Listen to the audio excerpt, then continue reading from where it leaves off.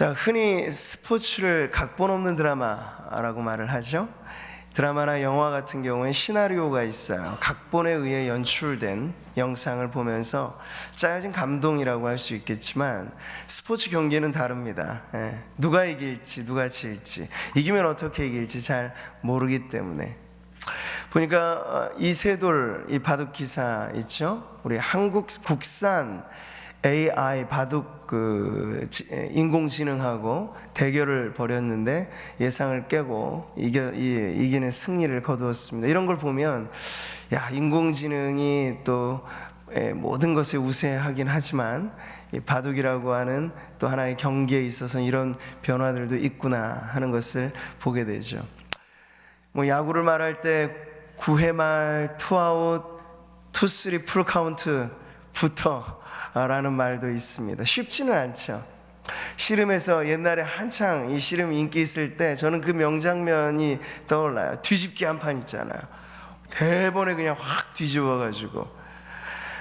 우리의 인생이 여러분 짜여진 각본대로 그냥 그렇게 흘러가는 걸까? 아니면 이러한 스포츠처럼 각본 없는 드라마, 얼마든지 역전승이 있을 수 있고 얼마든지 뒤집기 한판승이 있을 수 있는 여러분 그런 인생을 사시기를 축복합니다.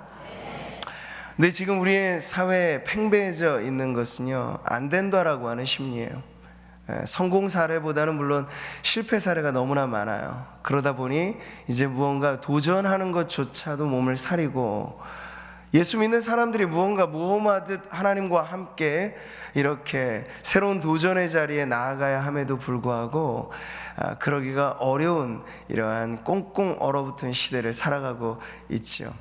자, 그런 점에서 오늘 아브라함으로부터 이어지는 우리 신앙 4대로 이어지는 요셉의 인생 스토리는요, 역전 인생의 기적이 과연 어떻게 일어나는가 하는 것을 아름답게 보여주는 귀한 말씀이라고 할 수 있겠습니다. 오늘 이 말씀을 통해서 오늘 기도하는 성도님들에게 역전 인생의 기적이 나타나기를 축복합니다.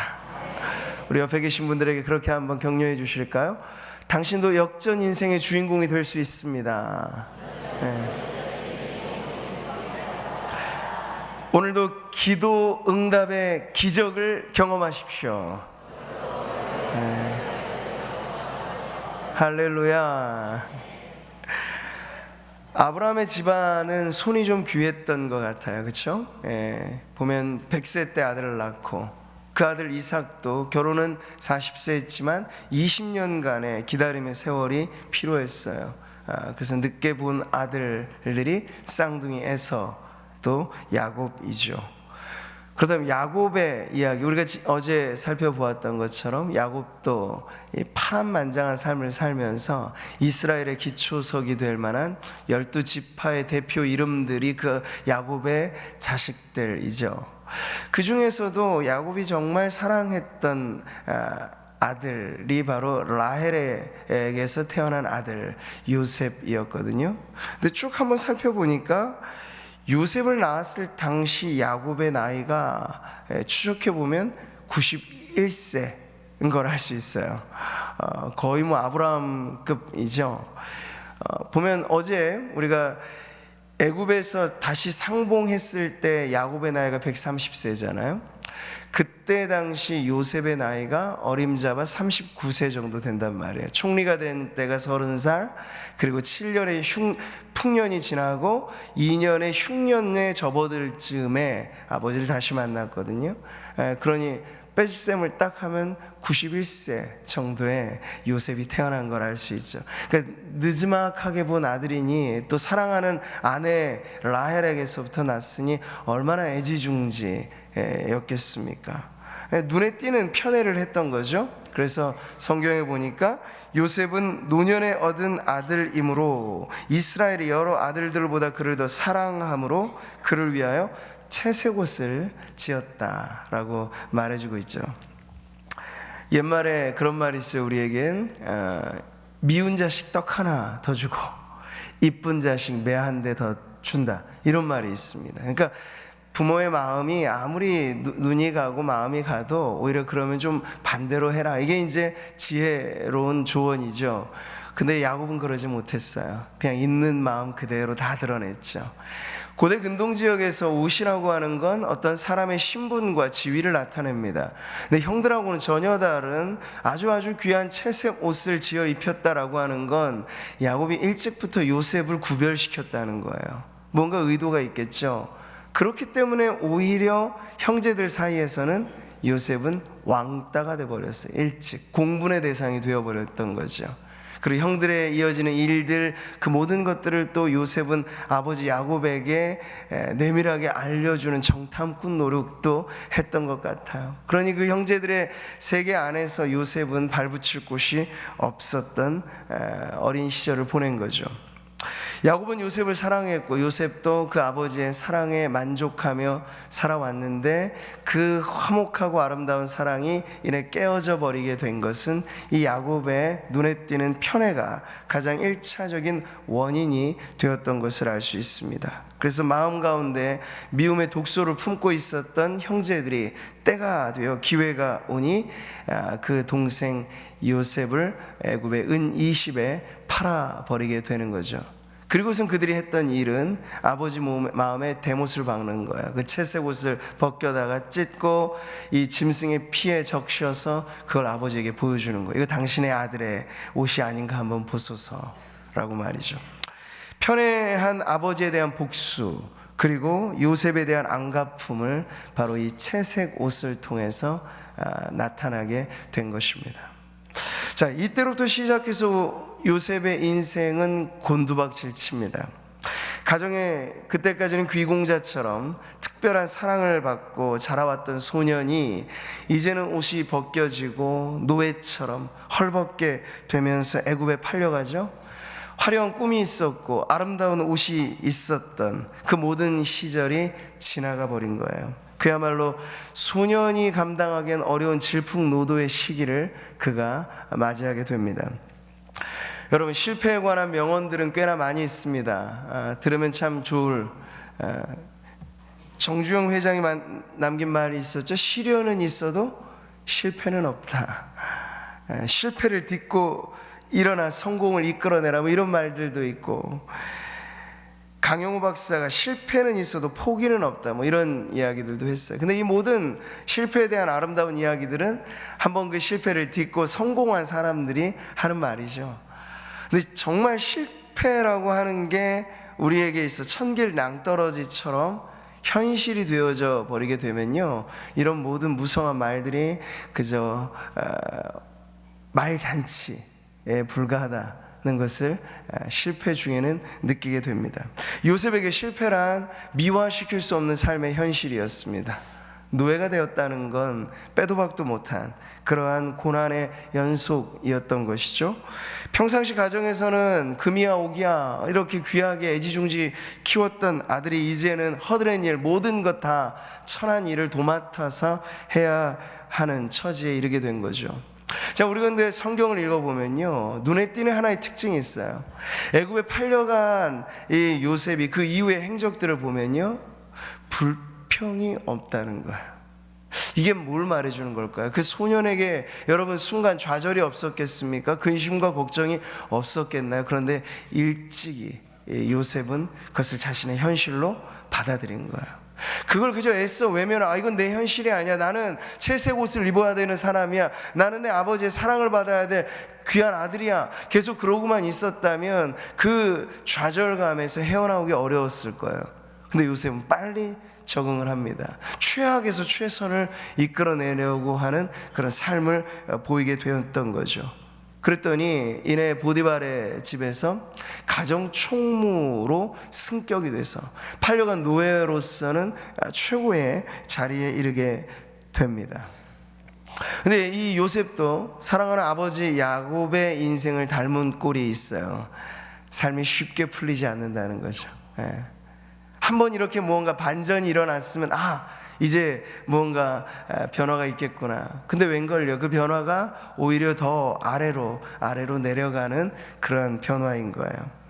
음탕한 여주인의 모함으로 요셉은 이제 가정총무로서 그래도 인정받고 살았던 노예였는데 하루아침에 죄수가 됩니다.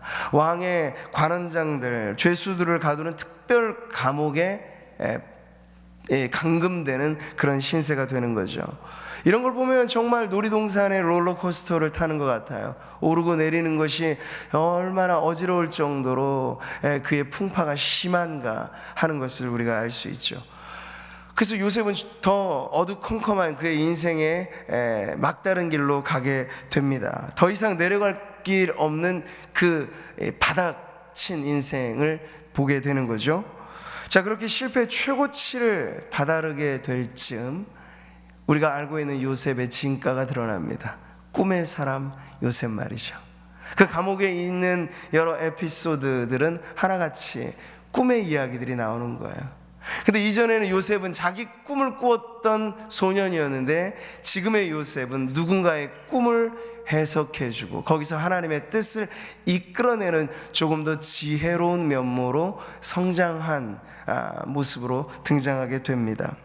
전직 관원장들의 꿈을 아주 명쾌하게 해석해주고 그대로 되어지는 것이 계기가 되어서 훗날 바로 애굽의 왕 바로의 꿈 역시도 요셉이 아주 멋지게 해석을 합니다. 꿈의 해석만이 아니죠. 앞으로 있게 될 이 미래의 일들을 예측해서 거기에 대한 지혜로운 준비까지도 척척박사식으로 그 순간에 답을 주는 거예요.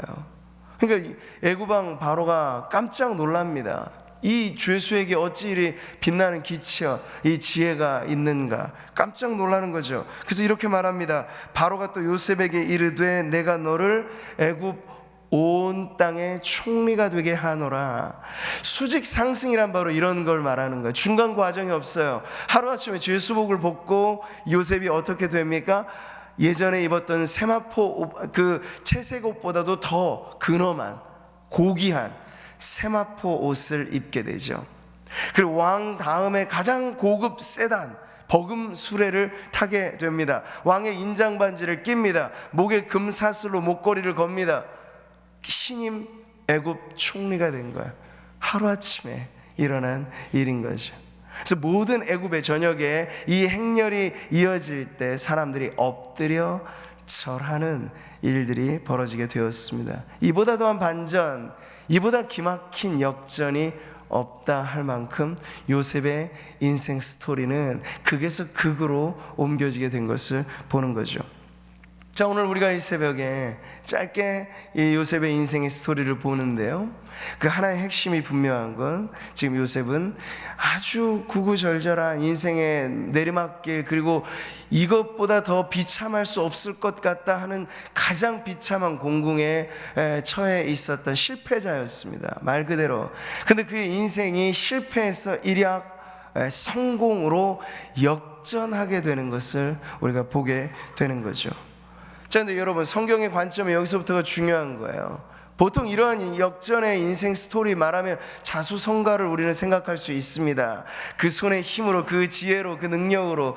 그런데 성경은요, 요셉이 자기의 자질과 자기의 능력만으로 그렇게 성공한 인물로 우리에게 소개해주고 있지 않습니다. 그러면 이런 성공의 스토리는 실패만 거듭하는 사람들에게 사실 더 기가 죽게 만드는 이야기에 지나지 않아요. 근데 요셉의 이야기는 뭔가 다른 게 있어요. 이 세상 많고 많은 성공담과는 다른 무언가가 있어요. 그게 뭘까요? 역경의 순간마다 요셉의 인생에 반복 후렴구처럼 나오는 말씀에 우리가 주목해 보아야 하죠. 그가 처음 애굽의 노예로 팔려갔을 때 보디발의 집에 들어간 그 이 요셉에 있어서 성경은 보이지 않는 손이 그를 붙잡고 있음을 이렇게 말씀하죠. 같이 한번 읽어볼까요? 여호와께서 요셉과 함께 하심으로 그가 형통한 자가 되어. 네, 애굽의 노예로 팔려갔을 때 일이에요. 뿐만 아니죠, 감옥에 갇힌 죄수가 되었을 때도 동일한 그런 말씀의 기록이 나옵니다. 같이 읽어보죠. 여호와께서 요셉과 함께 하시고 그에게 인자를 더하사. 그러니까 요셉의 현실의 삶은 더 곤두박질 쳤어요. 그런데 하나님은요, 인자를 더하여 주셨다고 말씀하세요. 그러니까 요셉이 어떻게 팔려간 아이에게 있어서 구김살이 전혀 없이 최선을 이끌어내는 삶을 살았을까? 보이지 않는 하나님의 손길이 요셉의 마음을 바르고 아주 담대하고 지혜롭게 그의 손으로 지금 빚어 주신 걸 우리가 알게 되는 거죠. 인생 역전의 남다른 비밀은 바로 여기에 있습니다. 바로가 요셉을 평가할 때, 바로는 하나님을 모르는 사람 아닙니까? 그런데도 이렇게 말을 하는 거예요. 같이 읽어보죠. 이와 같이 하나님의 영에 감동된 사람을 우리가 어찌 찾을 수 있으리요. 이게 그냥 어떤 우화나 신화를 이야기하는 게 아니잖아요. 어떻게 일국의 왕이 그 당시에 모든 지식과 모든 경험들을 중요시했던 그 당시에 최첨단의 나라라고 할 수 있어요. 인류 국가라고 할 수 있어요. 그 당시로는 아무나 총리로 그렇게 기분 좋아서 등용하는 일이란 있을 수 없는 일이죠. 근데 무언가 보았던 거예요. 요셉 안에 압도적인 만한, 주변의 어떤 애굽의 인재들과도 다른 압도적인 무언가. 바로의 눈에도 바로 요셉은 남다른 총기가 있고 남다른 지혜가 있는데 그게 인간적인 것 이상으로 여겨졌던 거죠. 요셉이 믿는 하나님이라고 하는 그 신의 능력이 지금 이 요셉이라고 하는 사람과 너무나 충만하게 이에게 나타나는 걸 하는 걸 보았던 거예요. 그래서 그를 자기 다음의 2인자의 자리에 세워준 것입니다. 인생 역전의 기적의 비밀은 다름 아닌 바로 이것에 있습니다. 오늘 우리가 읽은 본문 말씀을 보시죠. 요셉이 그들에게, 형들에게 말합니다. 두려워하지 마소서, 내가 하나님을 대신하리이까. 그는 이미 이제 애굽에서 자신의 위치를 견고하게 했고 그 누구도 당시로서는 요셉의 아성에 도전할 사람이 없을 정도로 대단한 위치에 있었습니다만, 요셉은 이 자수성가형 성공담을 늘어놓지 않아요. 요셉은 자신의 성공의 원인과 결과와 그 모든 것에 있어서 자기가 아닌 하나님께서 이 모든 일들을 이루셨다라고 하는 신앙의 고백으로 자신의 성공을 간증하는 것을 보게 됩니다. 요셉이 보여주는 여러분 인생 역전의 바로 이러한 기적, 이것이 세상에서 통용되어지고 부러워할 만한 실패를 성공으로 바꾼 역전, 그것만 있다고 한다면 우리가 또 모르겠어요. 이렇게 현실적인 지위가 승격되고 가진 어떤 힘을 더하고 하는 것에 있어서 여전히 우리는 그것과는 좀 다르다라고 우리 자신을 요셉과는 비껴놓을 수 있겠습니다만, 요셉의 이 역전 인생은 그것이 전부가 아니에요. 감춰진 더 놀라운 축복이 이 안에 있다는 것인데, 그게 무엇이죠? 바로 상처에서 치유로 역전된 인생을 요셉이 살았다는 거예요. 자, 여러분, 요셉의 인생 역전 안에는 내면의 변화된 성품이 아름답게 빛을 발합니다. 오늘 말씀에 나오는 장면이 그것 아닙니까? 아버지 야곱이 죽자 형들은 수십 년의 세월이 지금 흘렀어요. 그럼에도 불구하고 때린 놈은 다리 못 벗고 잔다는 말처럼 가해자 입장에서 요셉에게 한 짓이 있기 때문에 형들은 이제 두려움에 떠는 거예요.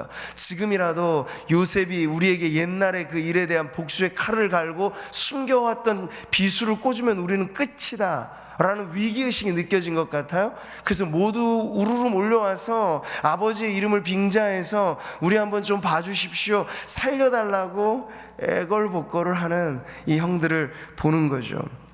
요셉이 혹시 우리를 미워하여 우리가 그에게 행한 모든 악을 다 갚지나 않을까? 이 창세기 마지막 장에 이르러서도 형들의 내면은 아직 정리가 안 됐어요. 그들이 가했던 그 범죄가 회개라고 하는 것을 통해서 온전히 해결되지 않으니까 그들은 여전히 다리를 못 뻗고 평안을 누리지 못하는 그런 상태에 있는 걸 보여주는 거죠. 그런데 이 부분에서 우리가 보게 되는 요셉은요, 오히려 피해자라고 하면 요셉이 피해자고 복수를 만약 한다면 충분히 복수를 하고도 남을 위치에 있는 사람이 요셉인데, 오히려 요셉은 형들을 위로합니다. 형들이 그 말을 할 때 형들의 그 딱한 처지를 보면서 요셉이 울지요. 그러지 않아도 되는데 형들이 지금 왜 저렇게 두려워하고 염려할까? 나는 그들에게 아무런 위협을 가할 마음이 전혀 없는데, 그걸 모르는 형들이 참으로 딱해 보여서 오히려 눈물을 흘리는 요셉을 보는 거예요. 요셉이 꿈을 안고 그의 이 꿈이 이루어지기까지의 긴 연단이 주어졌던 건 다른 의미가 아니었어요. 그 연단의 세월이란 비수를 마음에 품는 시간이 아니라 오히려 독소를 빼내고, 내 인생의 모든 것의 시작과 마침은 하나님, 그분의 손에 달렸다는 걸 철저하게 신앙화된 훈련으로 받는 시간을 요셉이 보냈기 때문에, 요셉은 그 시간이 지나고 나자 전혀 마음에 털끝 하나 없이 안가품하는 것이 아니라 오히려 형들을 위로하고 그들의 마음을 어루만지는 그런 치유하는 회복자의 모습을 보여주고 있는 거죠. 그런즉 나를 이리로 보낸 이는 당신들이 아니요 하나님이시라. 걱정하지 마시라는 거예요. 형님들 때문에 내가 모진 세월 보냈다는 것 때문에 걱정하지 마십시오. 나는 이미 배후에 보이지 않는 하나님의 손길을 보았고, 가장 힘들고 외로울 때도 인자를 더하셨던 하나님을 경험하였습니다. 그 하나님 때문에 내 마음은 이제 어느 것 하나 쓰라린 상처가 남아있지 않아. 형들에게 대하여 내 마음은 언제나 사랑과 그런 기쁜 마음뿐입니다 라고 이렇게 고백하는 거예요. 오늘 말씀에도 나와 있죠. 당신들은 나를 해하려 하였으나 하나님은 그것을 선으로 바꾸셨습니다. 그러니 내가 하나님을 대신하겠습니까? 이 말을 하는 거예요. 형님들 걱정하지 마십시오. 여기서 우리는 두 번째 역전 인생의 아름다운 모습을 보는 거예요. 상처에서 치유로 변화된 역전의 인생 말이죠. 이 세상에 물질로 성공한 사람들의 이야기는 많이 있습니다.